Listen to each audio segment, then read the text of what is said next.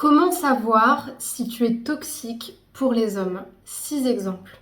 Bonjour à vous mesdames, j'espère que vous allez bien. Je suis heureuse de vous retrouver dans ce nouvel épisode dans lequel aujourd'hui je vais vous donner différents exemples de personnalités toxiques, de comportements toxiques que les femmes peuvent avoir dans les relations et qui malheureusement peuvent amener à fragiliser le lien amoureux et amener à terme la relation à se terminer.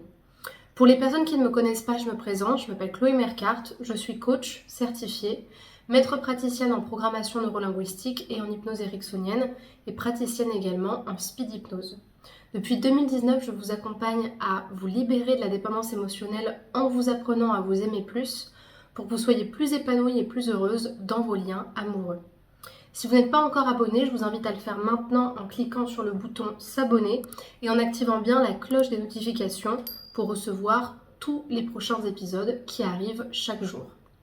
J'ai également créé pour vous une formation offerte qui s'intitule « Incarner la femme sensationnelle, lumineuse et unique qui l'épousera » et qui vous donne des premiers outils de coaching pour avancer sur votre estime de vous et sur vos liens amoureux.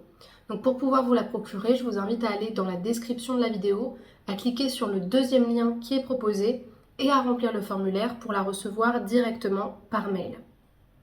Alors, ce qui me semble important de préciser, c'est qu'il y a une différence entre les personnes qui vont avoir un comportement toxique et les personnes qui vont fondamentalement être mauvaises. Dans les exemples que je vais citer, je ne pense pas que les personnes soient fondamentalement mauvaises et qu'elles aient des mauvaises intentions envers l'autre. C'est simplement que parfois, quand on a le besoin de se protéger, quand on a l'impression qu'on ne peut que fonctionner d'une manière sans se remettre en question, ça peut pousser la relation à l'échec parce qu'en fait, ça vous limite dans vos interprétations, dans votre manière d'agir avec l'autre. Et l'autre, ça peut lui donner la sensation de ne pas être écouté et finalement de ne pas pouvoir vous faire confiance et aller loin avec vous. Et pour commencer, la premier archétype de la personne qui est toxique en amour, ça va être la femme dramatique, c'est-à-dire celle qui va constamment chercher les conflits, celle qui va constamment amener le couple à la dispute parce que elle pense souvent d'une manière dramatique en se disant de toute façon si vraiment tu m'aimais les choses se passeraient comme ça, si on n'a pas ci, si on n'a pas ça, c'est pas de l'amour, il faut qu'on se batte pour la personne qu'on aime. En fait, elle va constamment parler à base, c'est ce qu'on appelle des origines perdues, c'est qu'en fait, elle va partir de grands principes, elle va se sentir hyper sensible sur certains sujets et exclure l'autre, parfois beaucoup de la discussion, avec cette sensation de ne jamais être comprise et d'être tout le temps celle qui est isolée ou mal aimée. C'est un petit peu l'archétype de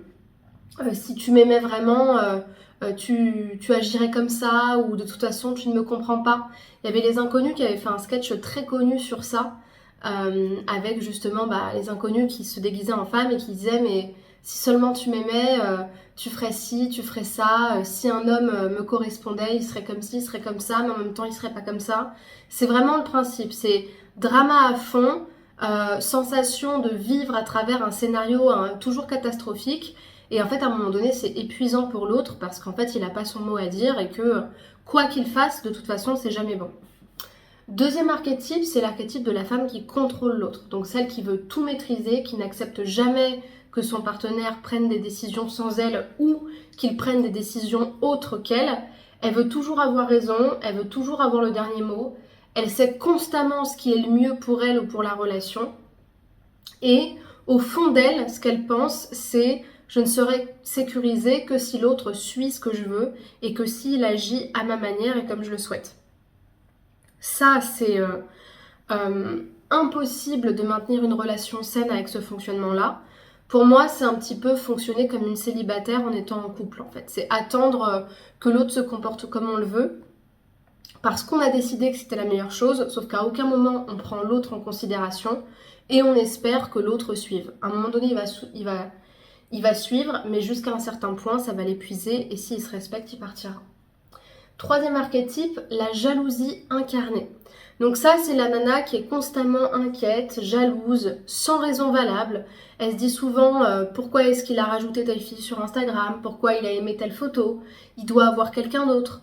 C'est aussi une personne qui considère son partenaire comme sa propriété et qui veut tout savoir sur ses faits et gestes.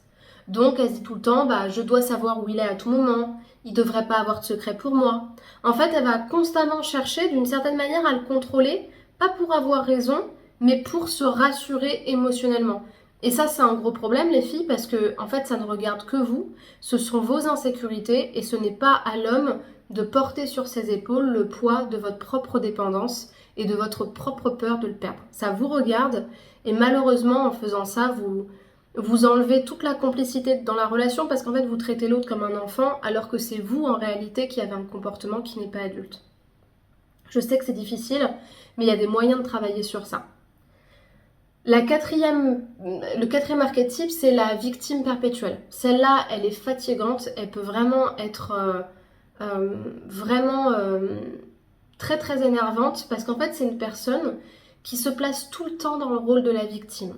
C'est jamais elle le problème, personne ne la comprend. Elle peut pas y arriver toute seule. Même quand elle a tort, elle prend jamais la responsabilité sur ses épaules parce que c'est trop lourd à porter. Pourquoi est-ce que ça m'arrive tout le temps à moi ? Pourquoi est-ce que les hommes me laissent tout le temps ? Il comprend jamais à quel point il me fait souffrir. On n'est pas très loin de la dramatique, sauf que la dramatique, elle va pas forcément se victimiser. La victime perpétuelle, c'est vraiment la femme qui pense que tout le monde est tout le temps contre elle, et elle, en fait, à aucun moment, elle s'intéresse à ce que peuvent ressentir les autres. En fait, elle est hyper égocentrée, la victime perpétuelle, et elle empêche totalement la discussion avec l'autre parce qu'elle est tellement sur ses blessures qu'elle ne peut pas voir les situations autrement. Et c'est un gros problème. Et ça, pareil, il faut y travailler sur les erreurs de pensée et sur les blessures émotionnelles.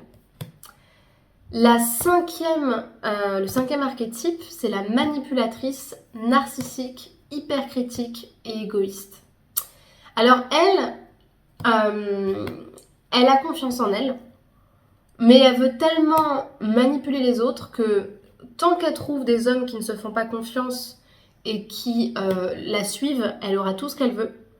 Mais en réalité, elle fuit l'amour véritable parce qu'elle est juste à l'opposé de ça. Elle n'est pas vraiment capable d'accueillir un vrai amour et de le chérir parce qu'elle a peur de perdre et de se perdre. Et à terme, elle ne restera seule et aigrie parce que l'amour, c'est pas ça. Donc elle utilise des tactiques de manipulation pour obtenir ce qu'elle veut, comme la culpabilité, le chantage émotionnel. Si tu m'aimais, tu ferais vraiment ça pour moi. Je vais faire semblant d'être fâchée pour qu'il se rattrape ou je vais enlever mon énergie pour qu'il puisse s'en rendre compte. Elle pense que tout tourne autour d'elle et que ses besoins sont toujours prioritaires par rapport aux autres. Ça, c'est très très problématique. Je mérite d'être au centre de son attention. Ouvrez bien gros vos oreilles. Faites attention à tous les contenus qui vous font penser ça. Vous vous rendez compte le nombre de contenus dans lesquels on est noyé qui vous font croire que vous devez être le centre de l'attention? Vous vous rendez compte de ça ou pas?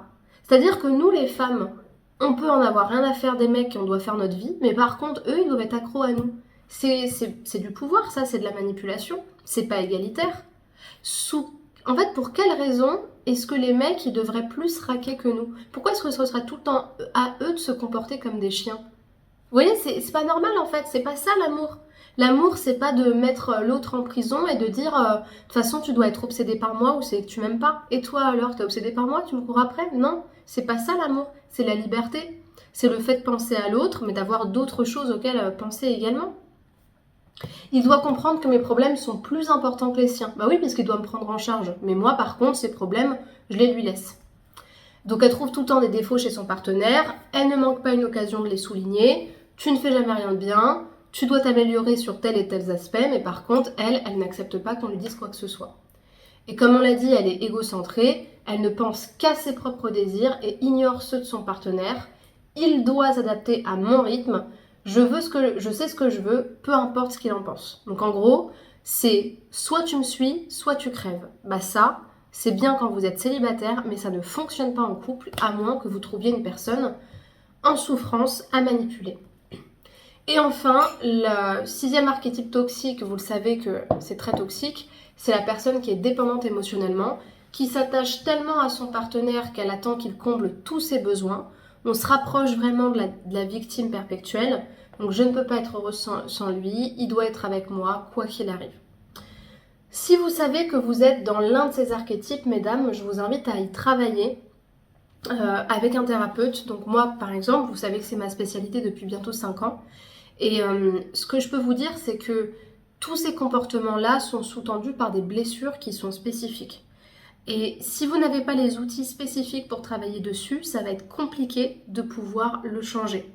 La thérapie brève aujourd'hui, elle permet vraiment de pouvoir répondre à ce type de problématique parce que elle va vous permettre de changer vos croyances, elle va vous permettre de renforcer votre estime de vous et donc d'arrêter constamment de chercher la validation à travers l'autre, ce qui vous permettra de protéger vos relations. Donc si vous souhaitez être accompagné, je vous invite à cliquer dans le premier lien dans la description qui est juste devant vous pour pouvoir réserver votre appel offert de 15 minutes avec moi dans lequel on va faire le bilan de votre situation. Vous allez m'expliquer qu'est-ce que vous voulez changer. Je vais vous expliquer comment je travaille et si on peut travailler ensemble, on planifiera une première séance. Ensuite, pour les personnes qui souhaitent plutôt s'intéresser à mes programmes de formation, j'en ai 2 qui peuvent vous correspondre. Le premier, c'est un gros programme que j'ai mis 2 ans à créer, qui s'appelle le programme Confiante, Indépendante et Envoûtante, et qui vous aide à vous libérer de la dépendance affective en trouvant l'amour, en vous apprenant à vous aimer tel que vous êtes. Donc là, c'est vraiment un programme qui dure plusieurs mois et qu'il faut suivre de manière assidue avec pas mal d'outils et de travail en solo. Le deuxième programme, en fait, ce sont plusieurs petites formations que vous pouvez choisir à l'unité sur différents sujets. La dépendance émotionnelle, les relations toxiques, l'estime de soi, la séduction. Je vous laisserai regarder. Ces programmes, ils sont accessibles, ils sont très courts, ils durent quelques heures ou quelques jours. Ils ont une valeur située entre 22 € et 66 € et ça vous permet de travailler de manière ciblée pour commencer votre travail personnel. Pour terminer, je vous invite à me rejoindre sur les réseaux sociaux, notamment Instagram, Facebook, TikTok, Spotify, YouTube, pour pouvoir me suivre au quotidien, m'écrire en privé et puis apprendre à vous aimer davantage tel que vous êtes. Prenez bien soin de vous, à très bientôt et j'attends vos commentaires, vos questions, vos likes et aussi l'évaluation du podcast de 5 étoiles sur Spotify pour que ce soit encore plus diffusé, encore plus visible et je me ferai un plaisir de répondre à vos questions. Prenez soin de vous et à bientôt.